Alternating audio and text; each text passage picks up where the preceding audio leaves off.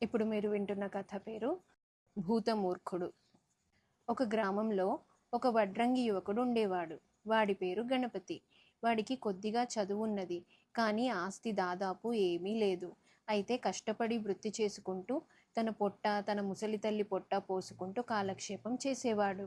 ఇలా ఉండగా ఒకసారి వాడి దాయాది ఒకడు పిల్లలు లేకుండా చనిపోవటంతో గణపతికి ఆ దాయాది ఆస్తి కలిసి వచ్చింది. ఇక మీద తాను కష్టపడి రోజల్లా వడ్రంగం చేసి ఒళ్ళు హూనం చేసుకోనవసరం లేదని వాడికి తోచింది. అందుచేత వాడు తన తల్లితో, అమ్మా, ఇంతకాలము మనం సుఖంగా బతకటం అంటే ఏమిటో ఎరగం. ఇప్పుడు డబ్బున్నది గనక మంచి ఇల్లు కొనుక్కొని మంచి బట్టలు కట్టుకొని మంచి భోజనం తింటూ సుఖంగా కాలం వెళ్ళబుచ్చుదామన్నాడు. గణపతికి వేపకాయంత వెర్రి ఉన్నదని తల్లికి తెలుసు. అందుకని ఆమె, 4 డబ్బులు చేరాయని నిక్షేపం లాంటి వృత్తి ఎందుకు మానుకుంటావురా బాబు? డబ్బుంటే ఎప్పటికైనా అవసరానికి పనికి రాకపోతుందా? కావలిస్తే ఇల్లు కొను, ఇంకా ఆస్తిపాస్తులు సంపాదించు, అంతేగాని చేస్తున్న పని మానుకోకు అన్నది. తల్లి మాట ప్రకారం గణపతి ఒక ఇల్లు కొన్నాడు. వృత్తి పూర్తిగా మానకుండా కొద్ది గంటలు మాత్రమే పనిచేసి మిగతా కాలాన్ని పుస్తకాలు చదవటానికి వినియోగించుకుందాం అనుకున్నాడు. తనకు చదువు వచ్చి కూడా ఏ జన్మాన ఒక్క పుస్తకం కూడా చదవకపోవటం తలుచుకుంటే వాడికి బాధ కలిగింది. ఈ లోటు తీరగలందులకు గణపతి ఊళ్ళో ఉండే అయ్యవారి దగ్గరికి పోయి తాను చదువుకునేటందుకు పుస్తకం ఒకటి ఏదన్నా ఇయ్యమని అడిగాడు. అయ్యవారు వాడికి విక్రమార్కుడి కథల పుస్తకం ఇచ్చాడు. దాన్ని పూర్తి చేసిన దాకా గణపతి మరే పని చెయ్యలేదు. ఒకసారి చదివేశాక రెండోసారి, మూడోసారి చదివాడు. చదివిన కొద్దీ ఆ కథలు అద్భుతంగా ఉన్నాయి. విక్రమార్కుడి కథలు చదివాక గణపతికి ఒక కుతూహలం పుట్టుకొచ్చింది. తాను కూడా విక్రమార్కుడిలాగే భూత బేతాళాలతో స్నేహం కడితే ఎంత బాగుంటుంది. మామూలుగా అందరూ భూతాల పేరు చెబితే భయపడతారు. అది పిరికితనం. స్నేహం చేస్తే భూతాల వల్ల ఎన్ని లాభాలైనా ఉన్నాయి. కనుక గణపతి ఎలాగైనా భూతాల పరిచయం సంపాదించాలని నిశ్చయించుకున్నాడు. అయితే అది ఎలా సాధ్యం? దయ్యాలున్నాయని అందరూ ఒప్పుకుంటారు. కానీ గణపతి తన జన్మలో ఎన్నడూ ఒక్క బక్క దయ్యాన్ని కూడా చూడలేదు. నువ్వేమైనా దయ్యాన్ని ఎప్పుడైనా చూశావా అని వాడు ఎరిగిన వాళ్ళనెందరినో అడిగి చూశాడు. ఒక్కరైనా తాము దయ్యాన్ని చూసినట్టు చెప్పలేదు. గణపతి ఉండే ఊళ్ళోనే ఒక టక్కరి వెధవ ఉండేవాడు. ఆస్తి కలిసి వచ్చినప్పటి నుంచి గణపతి డబ్బుల సంచి ఒకటి రొండిన తీయకుండా పెట్టుకొని తిరుగుతూ ఉండటం వాడు గమనించి ఆ సంచి పైనే కన్ను వేశాడు. గణపతికి దయ్యాల గురించి తెలుసుకోవాలన్న ఆసక్తి పట్టుకున్నట్టు తెలియగానే ఆ టక్కరికి ఒక యుక్తి తట్టింది. ఒకనాడు గణపతి వీధి వెంట పోతుంటే ఆ టక్కరి ఎదురుపడి, ఏమన్నా, నువ్వు దయ్యాలను చూశావంటున్నారే, నిజమేనా అని అడిగాడు. దయ్యాలు కనిపిస్తే ఇక లేనిదేమిటి అన్నాడు గణపతి దిగులుగా. నీకు చూడాలని ఉంటే దయ్యాలకేం కొదవా? అర్ధరాత్రి శ్మశానం కేసి వెళ్ళావంటే దయ్యాలు కొల్లలు కొల్లలు అన్నాడు టక్కరి. నాకా సంగతి తట్టలేదు సుమా అన్నాడు గణపతి ప్రాణం లేచి వచ్చినట్టయి. ఆ రాత్రే వాడు తల్లికి తెలియకుండా ఇల్లు విడిచి శ్మశానం చేరుకున్నాడు. అక్కడ గోరీల మధ్యగా ఏదో తెల్లని ఆకారం కనిపించింది.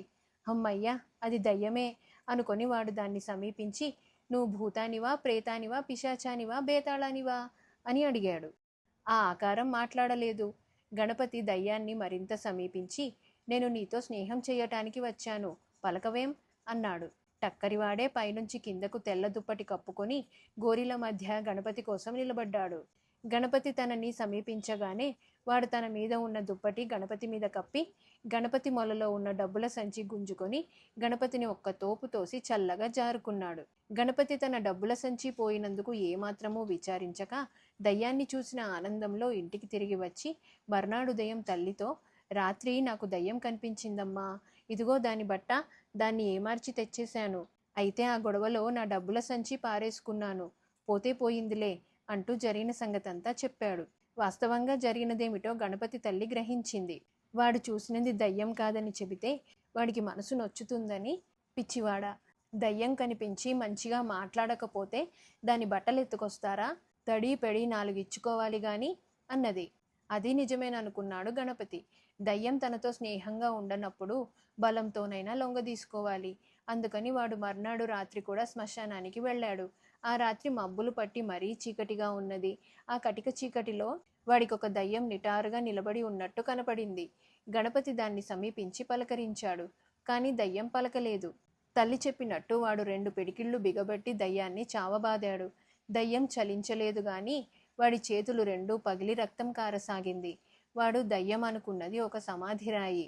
గణపతి మర్నాడు తన తల్లికి వాచిపైన తన చేతులు చూపి ఆమె చెప్పిన సలహా పారలేదన్నాడు. పిచ్చివాడా, నువ్వు దయ్యాలను వెతుక్కుంటూ పోవటం చేత వాటికి అలుసైపోయావు. దయ్యాలను చూడాలంటే శ్మశానానికే వెళ్ళాలా? నీ స్నేహం కోరే దయ్యం వెతుక్కుంటూ ఇంటికి రాదట్రా. నువ్వెక్కడికి వెళ్ళకు, ఇంట్లోనే పడుకో. ఒకవేళ నీకోసం దయ్యం గాని ఇంటికి వచ్చినా బెట్టు చెయ్యి, ముసుగు తన్ని పడుకో. ఒకంతట జవాబియ్యకు, దాన్ని నీ కాళ్ళ వేళ్ళ పడని అన్నది గణపతి తల్లి. ఈ సలహా కూడా బాగానే ఉన్నదనుకున్నాడు గణపతి. తన కోసం దయ్యం వస్తే తల్లికి నిద్రాభంగం అవుతుందని వాడు ఆ రాత్రి ముందు వసారాలో మంచం వేసుకుని పడుకున్నాడే గాని వాడికి కన్ను మూతపడలేదు. ఎంతకీ దయ్యం రాదు. రాత్రి 3వ జామున గణపతికి కాస్త కునుకు పట్టింది. ఆ సమయంలోనే గణపతి ఇంటికి ఎలాగో నిప్పంటుకున్నది. గణపతి ఇంటి పొరుగున ఉన్న కమ్మరి ఆ సంగతి గమనించి చప్పున గణపతి ఇంటికి పరిగెత్తి గణపతి గణపతి అని నిద్రలేపాడు. గణపతి నిద్రమత్తులో కళ్ళు సగం తెరిచి చూసి కమ్మరిని గుర్తించలేక తన కోసం వెతుక్కుంటూ దయ్యం రానే వచ్చిందనుకొని నిద్రపోతున్నట్టు నటించాడు. ఒక చెంప కొంపకాలిపోతుంటే నిద్రపోతావేమయ్యా అన్నాడు కమ్మరి. ఈ పప్పులు మన దగ్గర ఉడకవు అనుకొని గణపతి గురకపెట్టసాగాడు. సరే, నీ ఇష్టం, కొంపతో పాటు నువ్వు కాలిపోదలిస్తే నేనేం చేసేది అంటూ కమ్మరి అవతలికి వెళ్ళాడు. ఇంతలో తల్లి, ఒరేయ్ గణపతి, ఇల్లంటుకున్నదిరా, లేవరా అని కేకలు పెట్టింది.